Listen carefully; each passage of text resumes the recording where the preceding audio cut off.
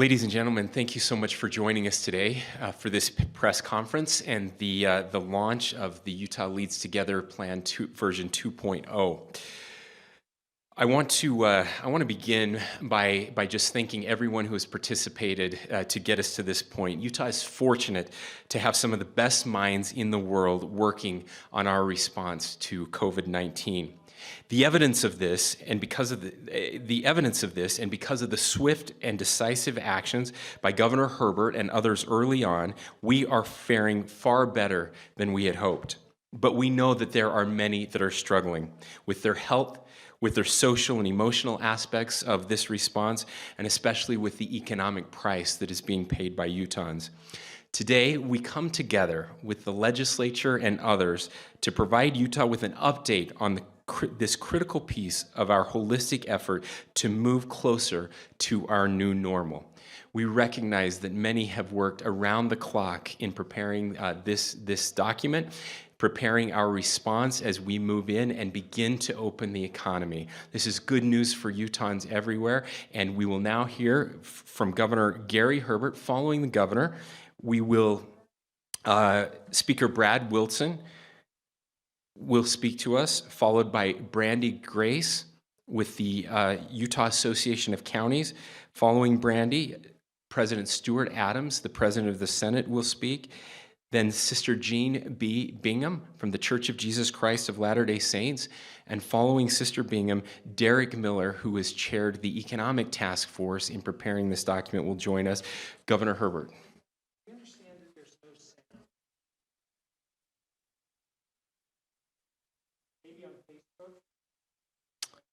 All right, we apparently are having some technical difficulties, so we're going to pause for a second.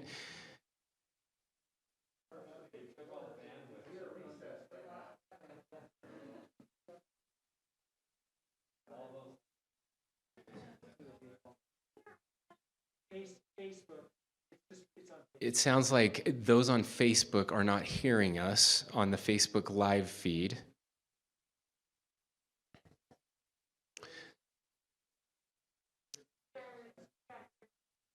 Members of the media, can you give me a thumbs up if you can hear? All right, we're getting thumbs up from all of our media members. Okay, we will try to fix the audio on Facebook, but in the meanwhile, we're going to go ahead and move forward. Governor Herbert will join us to announce the launch of Utah Leads Together version 2.0. Governor Herbert.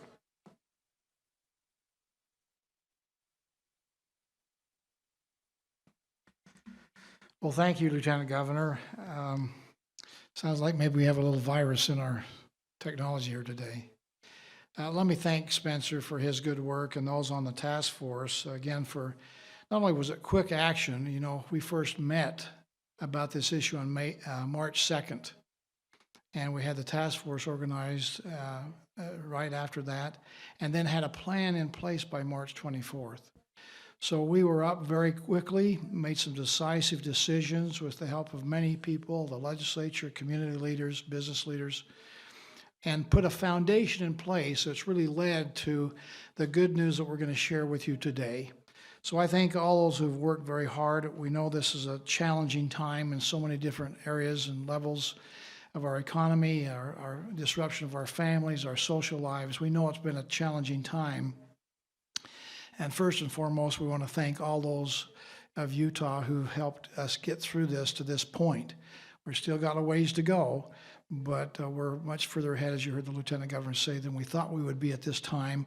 And really just 5 or 6 weeks, we've done very well to get to the point we're at today, certainly compared to other states in the nation. As you know, our plan that we put together, and again, it's Utah Leads Together, which is a very foundational document of what we need to be doing as we go through 3 phases. The first one is urgency.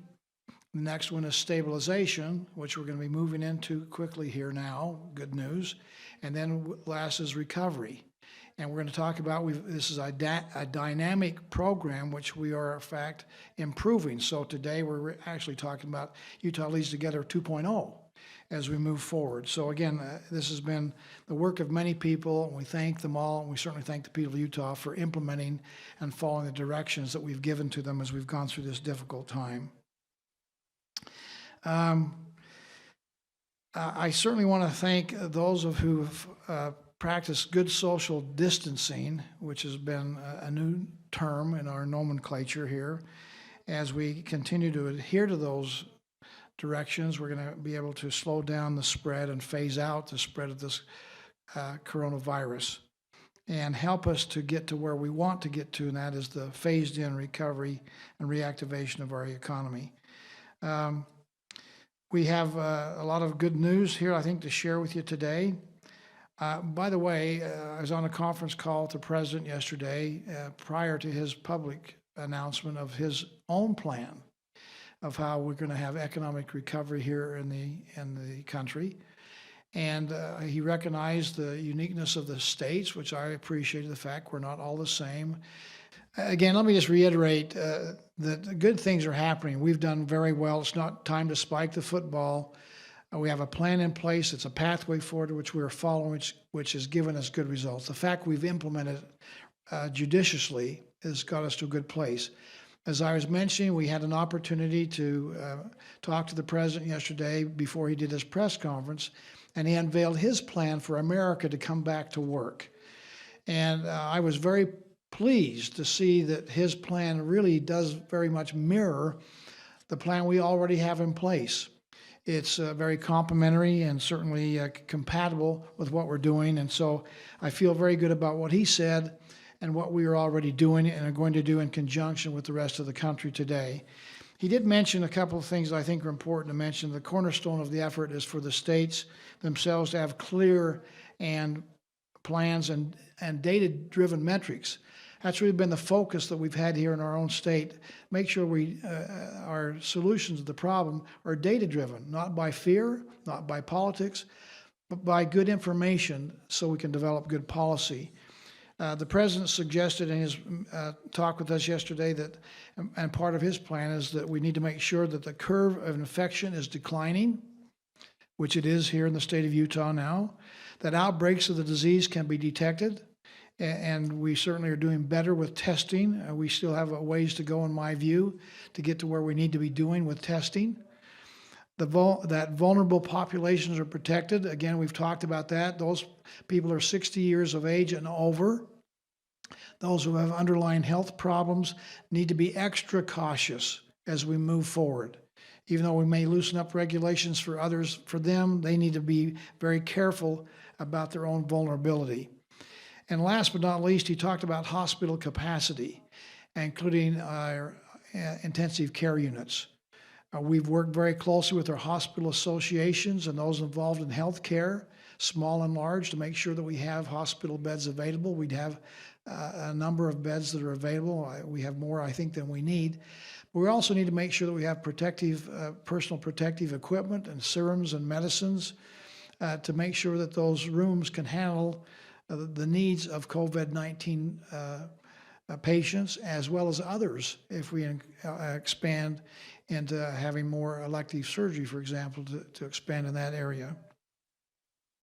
The president wanted us to make sure we have established clear guidelines for how we as individuals must continue to do our part. And of course, we've talked about protective hygiene. The hand washing needs to continue, sing happy birthday twice, 20 seconds. Wearing protective masks, having still some social distancing that takes place, that needs to continue. And maybe in many ways, even more aggressively. Masks need to be a part of your repertoire, part of your fashion statement, as I've said, as we move into, hopefully out of urgency and move towards stabilization. Those areas need to continue to be practiced. The interesting thing is this was announced yesterday, and he said to the states, start doing and preparing and planning. A lot of states are scrambling, trying to find a way to, in fact, incorporate the Trump plan. And the good news for us here in Utah is that we are not having to scramble because we already have a plan in place, which we have been implementing for now over a month. And the good news for us is our plan is working. It's bending the curves. It's doing the things that it's designed to do to help us get out of the urgency stage and move into stabilization. So we're not scrambling here.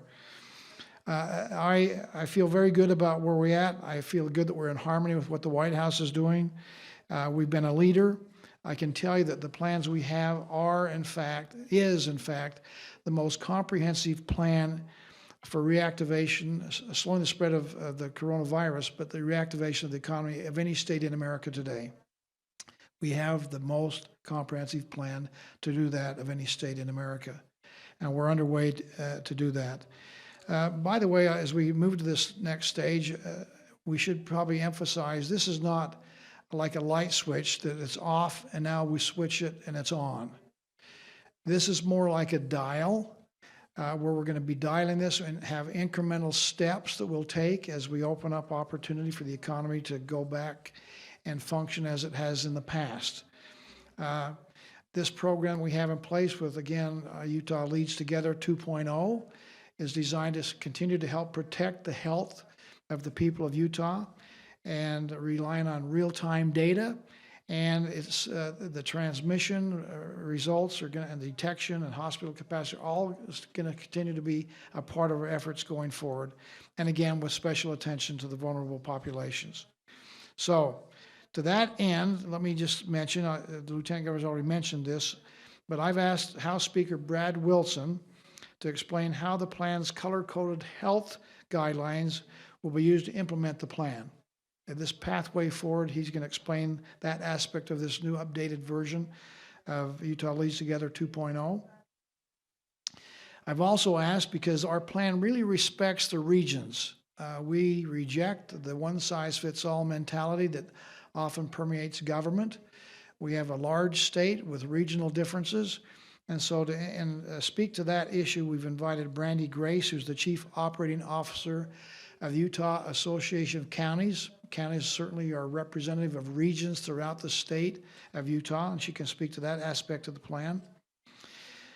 Utah Leads Together plan will also help inform us about how state policy regarding economic reactivation and how we are going to move forward, consistent with our collaborative efforts we've already had in the past and will continue in the future, not only with the executive branch, but with the legislative branch and also with the community at large and our business interest. And we've asked Senate President Stuart Adams to address that feature. And the plan does ask for continued personal vigilance regarding personal behavior and hygiene and protective hygiene in those areas that we've talked about. And I've invited Sister Jean Bingham, General President of the Relief Society of the Church of Jesus Christ of Latter-day Saints, to discuss, among other things, how individuals can make use of face coverings, the masks that you see us wear, to protect our public health, ourselves, and those that are with us. And I've also asked Sister Bingham, I hope you can talk to us about some of the new efforts of the new partnerships that have been forged here to help produce both personal and medical grade face masks and protective equipment, and how all the citizens of Utah can get involved in that effort. This is a major opportunity for us to help each other. And finally, a major component, really, the end result of a lot of this effort of our Utah Leads Together plan is about industry-specific best practices consistent with regulations the government has in place today regarding workplace safety, sanitation, and hygiene. Derek Miller, the president and CEO of the Salt Lake Chamber of Commerce, will explain how those have been developed, the regulations we have in place, and how they may vary depending on changing health guidance, and why this is so critical for employers, employees, and customers to work together as we open up the economy once again. Now, before I turn the time over to Speaker Wilson, let me just say a few concluding remarks. As I mentioned, this Utah Leads Together 2.0 plan gives us a pathway forward that together we can actually improve, get out of urgency and into stabilization. That's a key issue for us. We've got to do that before we can get into recovery. We're close to that. We're not quite there yet. A lot will depend upon what we do over these next couple of weeks, all of us individually, as we continue to, in fact, practice social distancing, wear masks where appropriate when we do our grocery shopping and are out and about, And we'll be able to monitor with the data we've got in place and the protocols will help us, in fact, see if this spread continues to decrease, which I anticipate that it will, and with your help, I know it will. That will allow us, in fact, to respond appropriately for the next steps. The trend looks positive, but now's not the time for us to pull back on our safety protocols. If the trend continues, and with your help, I believe that it will, I foresee the opportunity for us here starting the 1st of May to start to begin relaxing restrictions that we have in place now to help open up our society and particularly help us start opening up our economic opportunities. Specifically, I'm hopeful that by early May, we can, with strict social distancing, begin to open up sit-down dining. I'm hopeful that by the first part of May that we can resume as clinically appropriate on an outpatient basis or at facilities that adhere to CMS guidelines, resume elective surgeries. I'm hopeful that by the first part of May, if we continue to adhere to social distancing guidelines and sanitation protocols in these locations, we can open up our gyms to the public. All this, again, depends upon continued adherence to our stay safe, stay home directive. There's one area of relaxation we're ready to make available today, starting today. We've talked about people having the opportunity to have outdoor, safe outdoor recreation.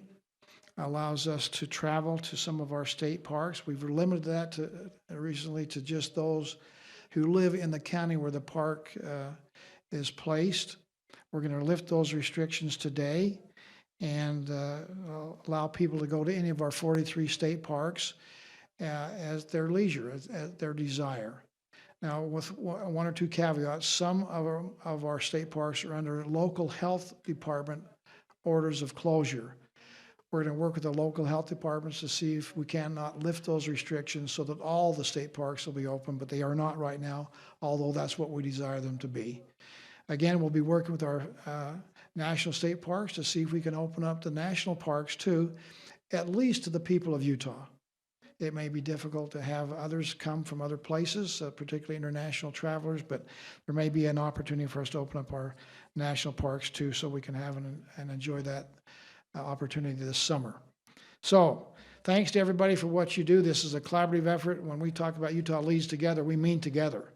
And all of us have a role to play. And as we do our part, we're going to get closer to economic recovery and closer back to normalcy as we've understood it here a few months back.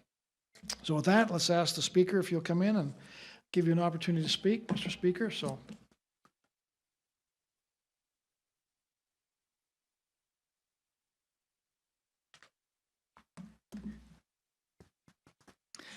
Thank you, Governor. It's great to be with you today and the other individuals that are here. And first of all, I want to say I'm so grateful and proud of the people of Utah and the families that have worked so hard and the communities across the state who have responded in the manner in which they've responded regarding this pandemic. We have shown just how much we care about one another by taking the necessary steps that we have to flatten the curve.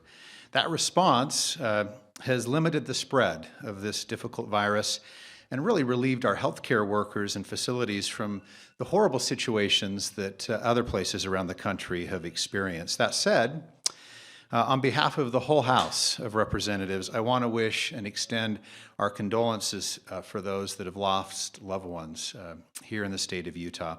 You know, while Utah has seen a relatively small number of deaths relative to COVID-19 compared to other places, there is no doubt that there are those in our state, some of whom are friends and family of mine, who have lost loved ones, either here or in other states across the country, who have been impacted, and we send our condolences to them. I also want to thank our healthcare experts and specialists who've logged long hours testing and treating patients here in our great state. Many Utahns who have not suffered firsthand from contracting COVID-19 and this virus are beginning to see, though, how difficult the virus can be in impacting their personal lives in a different way and a significant way. Many have lost jobs, they've lost their businesses, they've been furloughed from their places of employment, or they've seen their wages cut.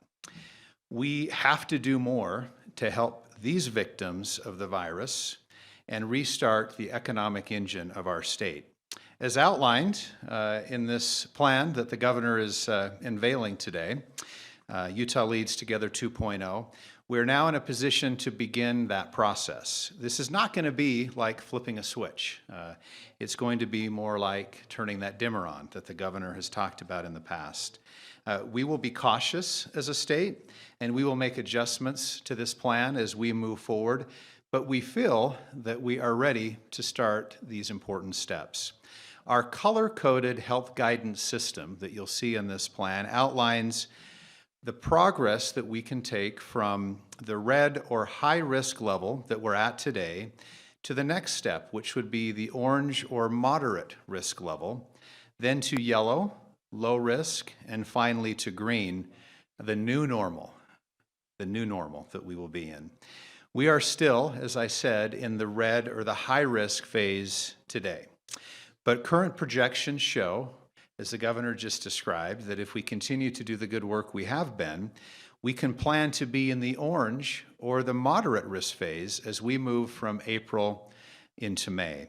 The orange phase doesn't mean we're completely out of the woods, but it does allow for us as a state to assume a moderate level of risk for everyone, with the exception of those that are high-risk individuals, the elderly, and those that have compromised immune systems. We need to ensure that this plan allows many Utahns, and it will allow many Utahns, to go back to work so long as they remain vigilant with regards to the sanitary precautions that you've heard about and you'll hear more about today that have become really a regular part of the lives that we've led over the last month or so. Today, my colleagues in the legislature passed Senate Bill 3004, sponsored by Senator Herbert and Representative Schultz. This is legislation that creates the Public Health Economic Emergency Commission to both advise and make recommendations to our good governor regarding the state's response to COVID-19 and the emergency that we're in. This bill is a key component, in my opinion, to getting our economy back up and running in a responsible way. We need to continue as a state to exercise caution with regard to spreading this virus. But with proper precautions, I believe that we'll be able to use our collective commitment to do the things we can to prevent a spike in the rate of infections as we get ready to start going back to our new normal. I want to introduce to you and turn the time over now to Brandy Grace, who's the Chief Executive Officer of the Utah Association of Counties, to talk about the regional components of the plan. So thank you.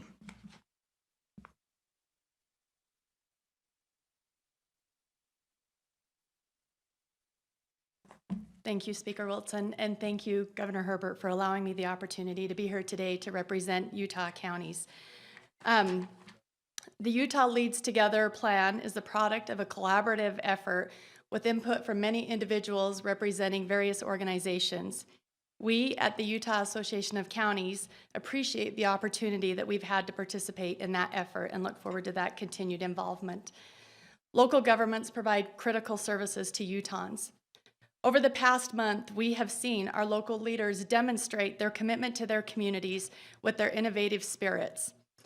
Counties have hired recently unemployed residents to assist with additional projects in their communities, such as building trails.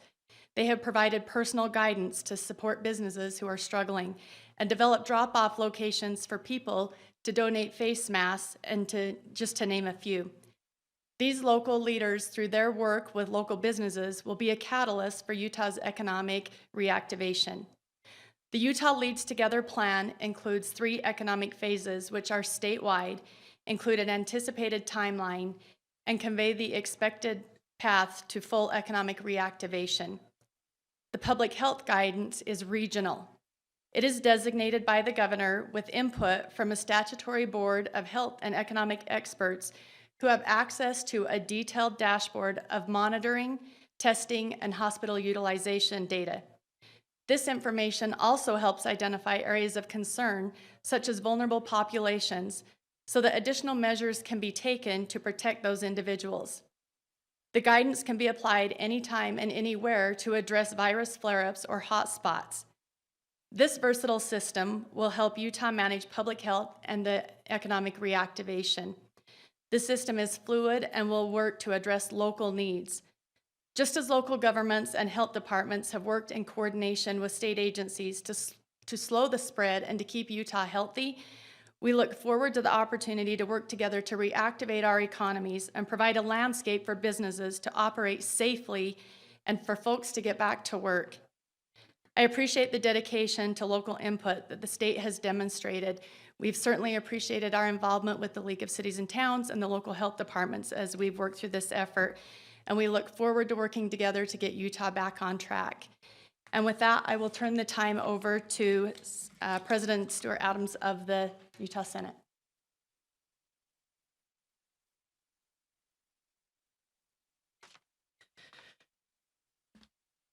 Wow, it's great to be here. As I looked at the time we're in, I don't think in my political career, or maybe even in my lifetime, I've experienced a more challenging time. Perhaps those that were in the World War II era or in the Great Depression, as they experienced the things they went through, might be somewhat comparable, but surely not in my lifetime have I seen a time in the history of the state of Utah and maybe in America that's been more challenging. But even though those challenges exist, I couldn't be more optimistic than I am today. I couldn't be more proud than I am today. As I've looked around and seen the things that the community is doing, especially in Utah, I am very encouraged. This morning, I actually was in the Salt Palace, and I saw all the PPE that had been purchased and donated. Many companies in Utah have actually stopped doing what they're doing in their own normal practices and started making PPE. People have donated. We have businesses around the state that have actually used their talents and their efforts to be able to provide services. Silicone Slopes, Crush the Curve, the surveys, testutah.com. We have religious organizations that have stepped up to help. Last night I was on the phone with a minister in Layton who took food and other things down to one of the local hospitals. The tears in people's eyes as they saw people giving service to try to help one another. Again, a very proud moment and a very optimistic moment for me as we look forward to seeing how we can not only crush the curve, but we can move into the next period of time. We look at other states around us. We want to be data-driven. We look at perhaps states like New York, who have had big challenges. Governor Cuomo was asked a question. He was asked, if you could do anything differently, what would it be? And he looked back and said, we treated everyone the same. We treated tall people, small people. And he said, we can do things not only protecting the health of New Yorkers, but we can actually protect our economy. And at the conclusion of his remarks, he said, we can do both. So this yesterday, and again, in accordance with the plan that the governor's put in place, the legislature passed Senate Bill 3004. And the intent behind that bill is to be able to do both, to be able to protect the health of the citizens of Utah, but actually also to be able to let that be done in a way that allows our economy to expand and continue to get back to normal. It has an aggressive timeline. It sets up a 10-member committee, but that committee has to report to the governor by next Wednesday, April 22nd. And then the governor has until April 30th to be able to respond to that report or implement the report. We're very hopeful that we can do the things that we need to have what I call sustainable social distancing. Some of the things in that report will be similar to the things you've heard before. We know that there's a very vulnerable population above 60 or 70. It might be that those people stay home and stay safe, and other people might be able to re-enter the workforce, but do it in a way that continues what I, again, calling sustainable social distancing. Keeping masks on, actually washing your hands, doing things that are very important to sanitize, but allowing businesses to come up with plans in order to do that. Again, I'm very optimistic. thankful to be here. Hopefully, as we move from the urgency stage to the stabilization stage, we'll do it in a way that allows us to continue to see the great success we've had in the state of Utah. Again, thank you for all those that participated. And I'm going to turn the time now over to Sister Jean Bingham, who's the General President of the Relief Society for the Church of Jesus Christ of Latter-day Saints.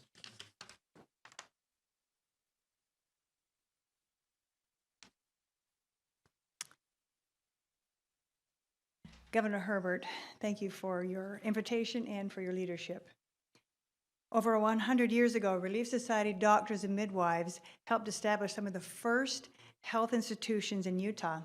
And this is an exciting time to these many years later to partner with Intermountain Healthcare and University of Utah Health Systems on a new project. These people are dedicated, creative, and some of the finest healthcare providers in the country. Utah is successfully addressing COVID-19 with strong social distancing, personal protective equipment for medical professionals, and the use of cloth masks by the general public when away from home to help each other keep safe. Hospitals in Utah use 50,000 disposable masks every day. In the project launched today by IHC, University of Utah, and Latter-day Saint Charities, volunteers will sew 5 million clinical face masks for frontline care providers. This will provide a 100-day supply of this critical personal protective equipment to the hospital systems. And any masks that are not needed here will be donated to other hospital systems around the country. Everyone is invited to help. Young people, men, women, families. It has been made very easy.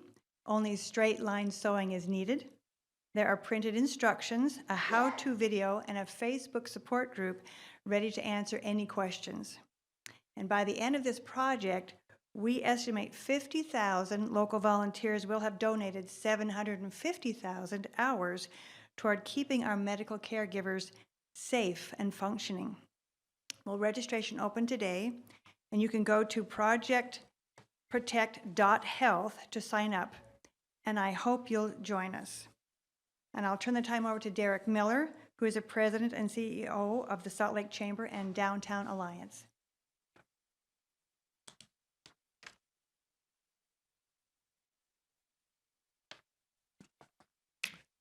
Good afternoon. I'm Derek Miller, President of the Salt Lake Chamber and Chair of the Utah Economic Response Task Force.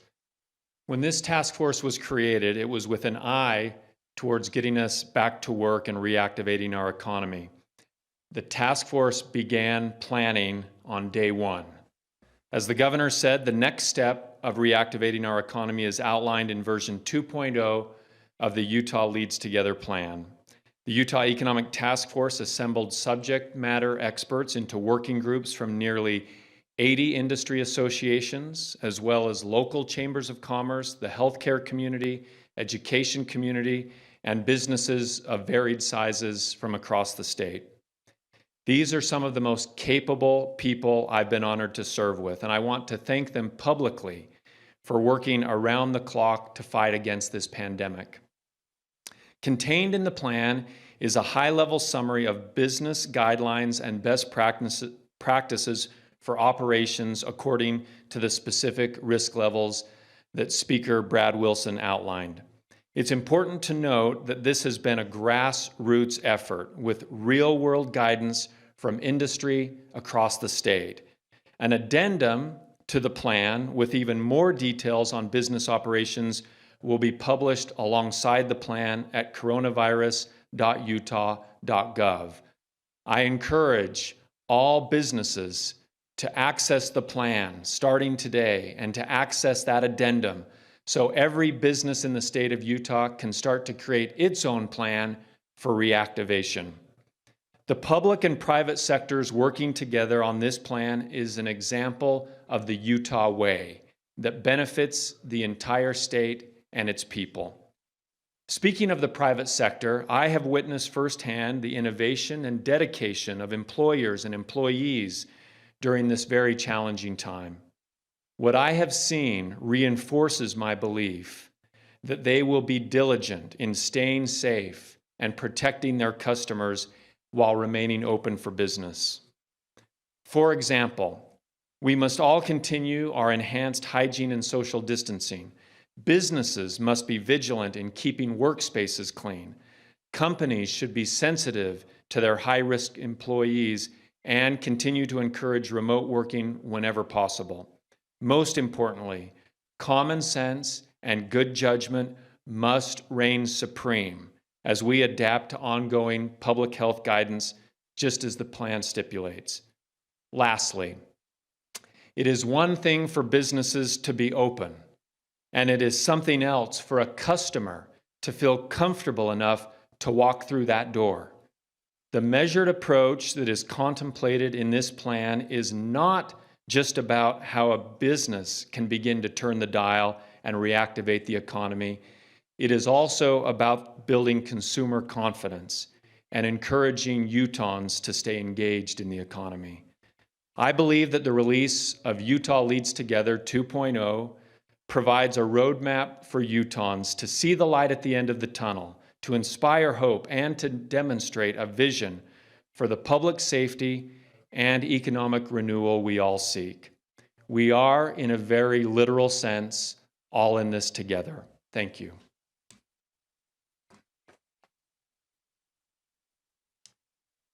Thank you, Derek, and thanks to everyone who has participated today.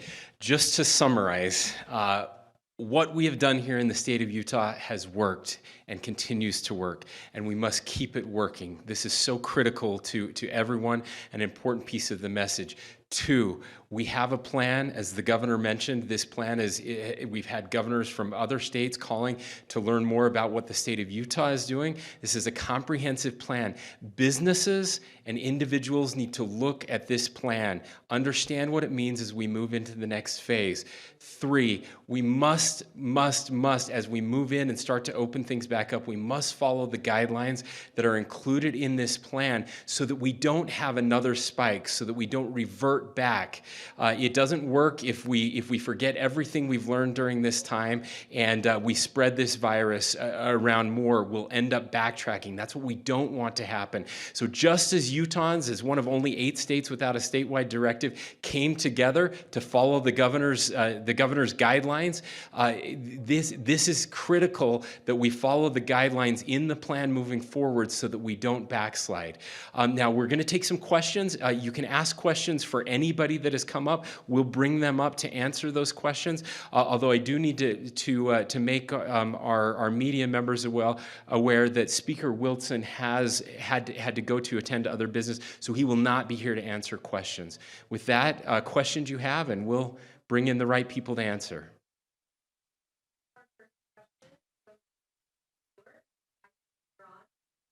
This is for everyone. Thank you. So the question is, if we progress to the stabilization stage, which involves getting back to opening business and a reduction in social distancing, you can assume that Utah is going to attract a lot of out-of-state visitors, vacationers from states that still have stricter social distancing and business restrictions in place. Is there a plan in place in Utah to screen these out-of-state visitors to prevent them importing the virus, resulting in outbreaks that you just spoke of, essentially bringing us back to square one? As you probably know, we've tried to develop a screening process, and with some success and some failure. Alerting people's cell phones when they came within 2 miles of our border was the plan. Unfortunately, the tower service that we have in Utah, it sometimes went to 50 or 80 miles beyond the borders of our state, irritating a number of people, including our own residents. So we have now our signs that put that. It's a voluntary thing, always has been, and we have people that participate and answer questionnaires as they come into our state online. That will continue.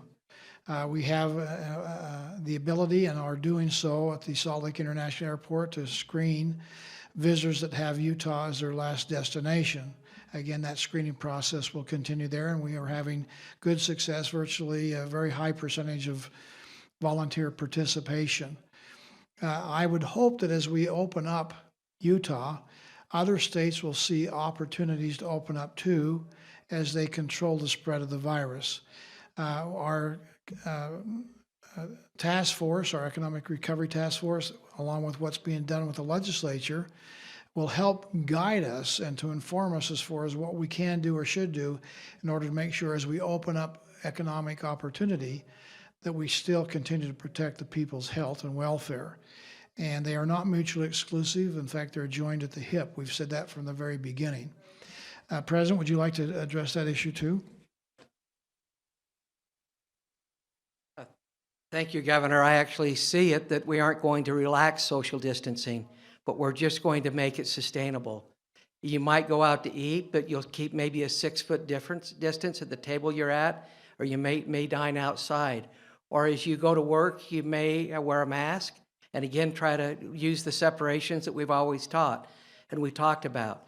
Sanitation may actually be heightened, but I don't see us actually reducing social distancing. I actually see that we're going to make it smarter, more functional for businesses, but we're going to look to those businesses, whether it be our parks, our state parks or the federal parks, to be able to figure out how to open, but to maintain the things that keep the virus from spreading. So I don't see any relaxation. I just see sustainable social distancing and opening the businesses. Thank you, President. Next question. Hi, this is Lisa Roche from Deseret News KSL. Governor, I'm interested in your reaction to the legislature's action to create a separate commission that will advise you no later than Wednesday about how you should go about reopening the state. And you'll be required to report back to this commission why you didn't do that if you choose not to follow their guidelines. Governor, what do you think of that? Is that duplicative of what you've already done with your own 2.0 plan? Thank you. You know, this is a unique situation we've never had before. It really is an all hands on deck. Everybody work together in a spirit of collaboration and cooperation. I can tell you I get advice from the legislature all the time, whether they're in session or not.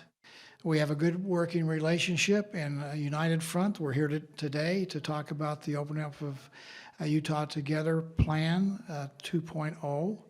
I expect that a lot of the things we have already done will be in fact replicated in the committee that's being formulated.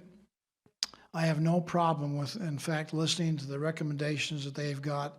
I invite anybody. We certainly have a constituent service line, 538-1000, area code 801. That's how you can contact it. If people have got suggestions and recommendations and questions, we would like to try to accommodate that.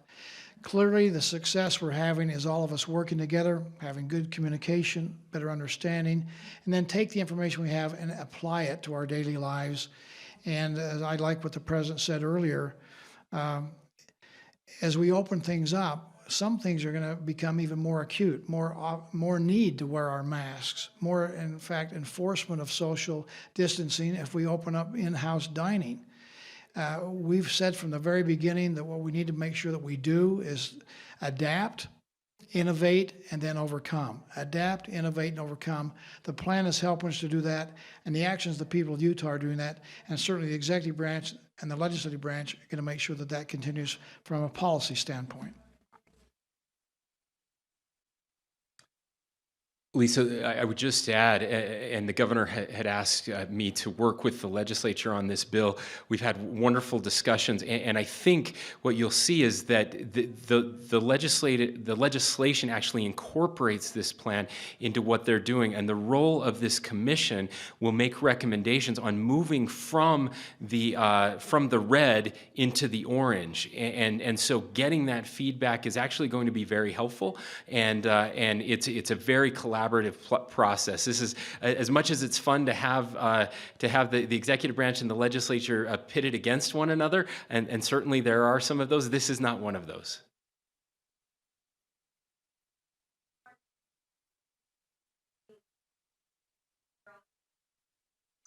Yeah, this question is for the governor. Intermountain Healthcare and the University of Utah have said they are still expecting a patient surge in coming weeks. So is it premature to discuss reopening aspects of society by early May if that surge still hasn't happened yet? And once we do begin to reopen, do we have enough testing to ensure there are no flare-ups or spikes?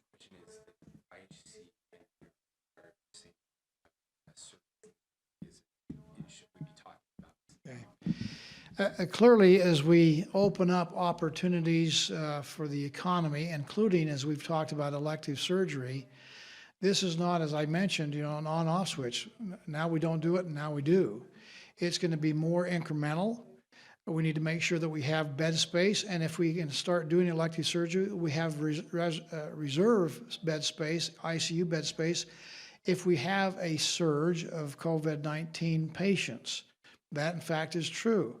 It's not, though, just only having bed space, it's also having protective equipment, masks, gowns, it's having the proper medicines for surgeries that need to go on, and medicines that need to take place for all kinds of maybe other types of surgery. So it's not just bed space, it's a wide range of needs that we need to have for the hospital, including keeping bed space available if we happen to have a surge, as you've called it, into COVID-19. But again, that's why we have all these protocols in place so that we can monitor the data. This is all data-driven. And if we follow the data, we're going to get the right outcomes and the right processes in place.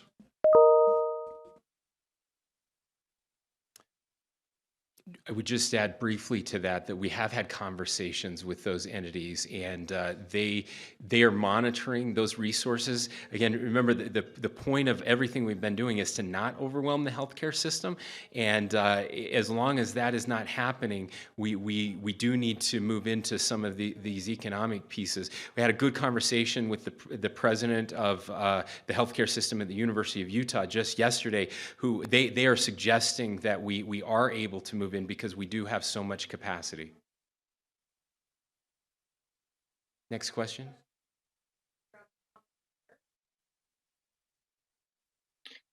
Hey, thanks for taking a question. I want to follow up on speaking there. Not a single one of you is a healthcare professional. Tommy, can you start that over? Sorry, we lost you for just a second. Can you start your question over?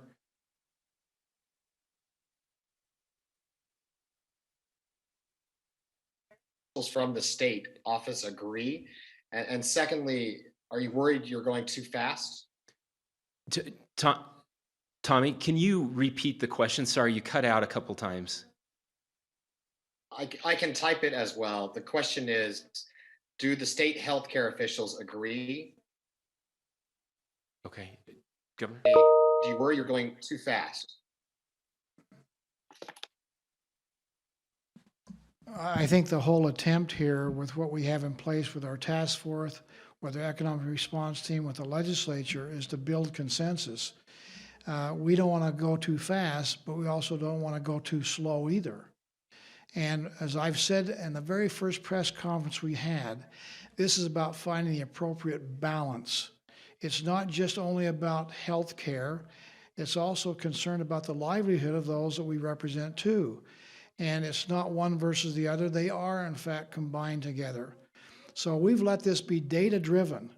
We've not let this become fear-mongering, which some are out there doing.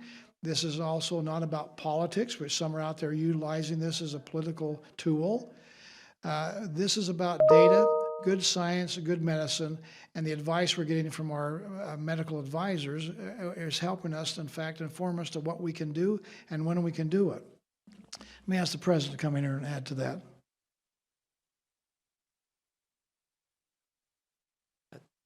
Appreciate that question and the others. And I look at this task force that was set up in Senate Bill 3004 as part of that solution. I'll remind everyone that there are 2 that are appointed to that task force by the Speaker, 2 by the President. So the legislature has 4, 5 of which I think are either members of the executive branch are appointed by the governor, and 1 from the Association of Counties. But as I see that balanced group, and they'll probably be staffed by both the executive branch and our legislative branch, but I see that committee with the throttle, and if we're going too fast around the corner, you'll have to throttle it back. And if you feel like you can go a little faster, you can throttle it forward. But we'll be driving what would be almost a car, and it's very difficult to determine because we don't want a spike that's uncontrollable, but we need to be able to do both. As Governor Cuomo said, we need to be able to balance the health care and make sure that we protect the health of the people of the state, but we need to do it in a way that allows business to move forward. And that throttle will be very difficult. And of course, we'll have members, I think there are 2 members directed from hospital associations and medical providers on that committee also. So thank you. Next question.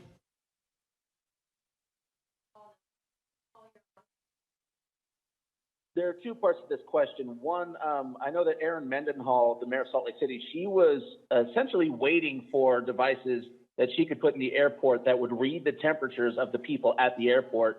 And she said that they were on their way. So the first question is, are they there yet?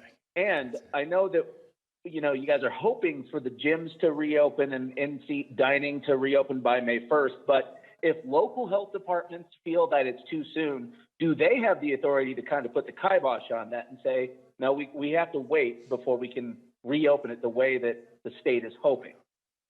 So I don't believe that those sensors are here yet, but we are discussing with the with Salt Lake County the ability to screen passengers that are coming in from other countries and other places. That is an important part, increasing the screening mechanisms there, and I know that is still moving forward, but I don't believe those are here. Anybody want to speak to the local? Again, we're not trying to set up adversarial relationships. We understand the important role that local health departments have in monitoring the health of the community that they represent and having good policy in place. I expect that the state health department will be working very closely with local health departments and with the elected officials in those areas to come up with what is in the best interest of the people of that community. And it's certainly not one versus the other. We keep trying to pit it against one another. It's about protecting the health. If we end up having an opening for dining in restaurants, that presupposes that the protocols are going to be in place to keep social distancing, that people are screened, not only employer and screening their employees that come to work, making sure they don't have fevers, that they are okay to work, that they're providing a safe environment, but they're not creating an unsafe environment by showing up to work.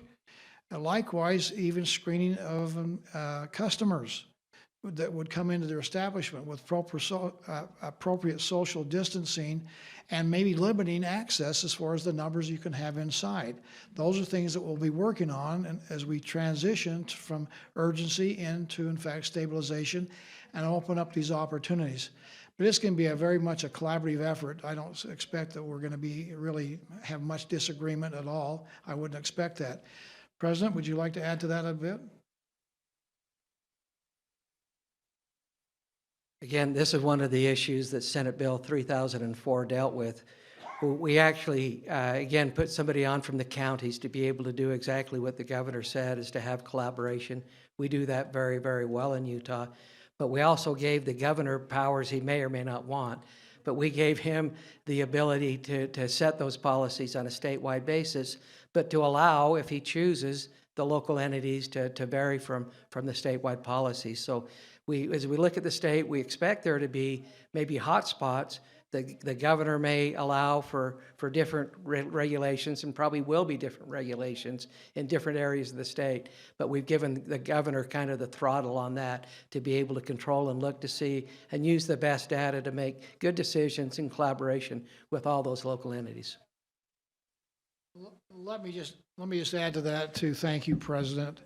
As we go to 2.0 of Utah Leads Together, we have this color-coded program. So it goes from red, which is the worst, that's what we're in now, to orange, then to yellow, then to green. That's back to normalcy on the other end.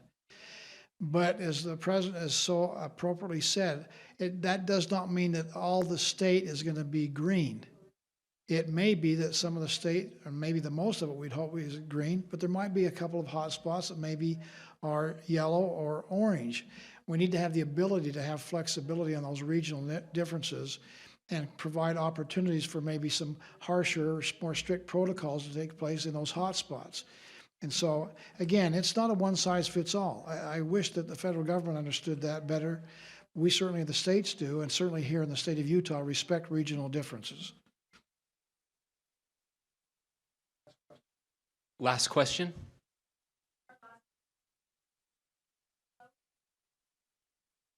Yes, just to the point, has the Utah Department of Health signed off on this plan, or has the state epidemiologist signed off on this plan?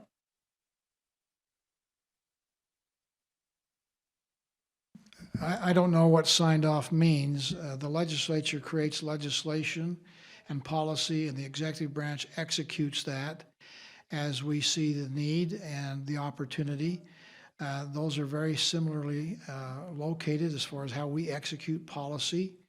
But it's a matter of not just what we in the executive branch sign off on, it's a matter of what the legislature provides as rules and regulations and law and statute that we have to follow. The good news is that we have a good relationship, so we're working together to make sure. Does everybody agree? Have you ever been to the legislature, Ben, and seen a lot of different bills? A lot of times people vote yes, a lot of people vote no. So there might be differences of opinion on some of the areas of concern, but eventually we find out here's what the rules are, and that's what we play by. And we'll do that here too. And so, again, once it's done, if I don't like it, I'll veto. And the legislature has their responsibility too. But at this juncture, we're working very closely together, and I think, at least from speaking for the executive branch and the legislative branch, we're pretty much together on all of these issues. And Ben, I can respond to the Department of Health. They've been included in all of the drafting of the version 2.0. Many pages of the document come directly from the Department of Health. General Jeff Burton, Angela Dunn, the state epidemiologist, they've all been involved in putting that document together. And so, again, this has been collaborative. This is never was meant to be, nor intended that this is just business working together. Business has played a very big role in working on the recommendations for best practices. That's what Derek talked about. I mean, we've had 80 industry associations, hundreds of businesses and leaders involved in coming up with best practices so that we can still protect, as the president said, still protect the health and safety of people and allow economic opportunity to resume. And but that was not at the exclusion of healthcare or the health professionals who have been advising all along the way on those recommendations. I think that's fair, Derek, to come up with with this document. So again, I know it's fun to pit people, those different groups against each other. That's not happening here. This is everybody working together. We look, there is health damage with economic damage. There is loss of life that comes with poverty and that comes with isolationism.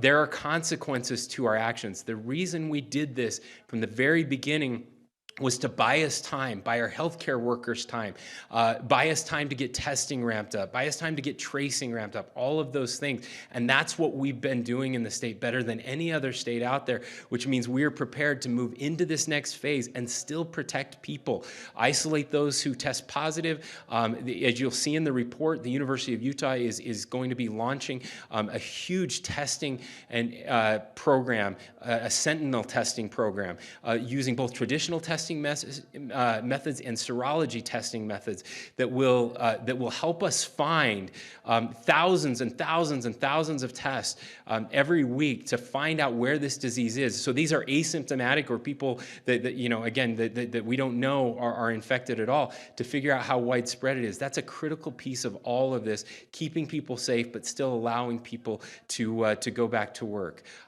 With that, Governor, any closing remarks? We're done with our question portion. Please. No. Again, we thank everybody. There's a lot of gratitude for people working together. This is really a team effort.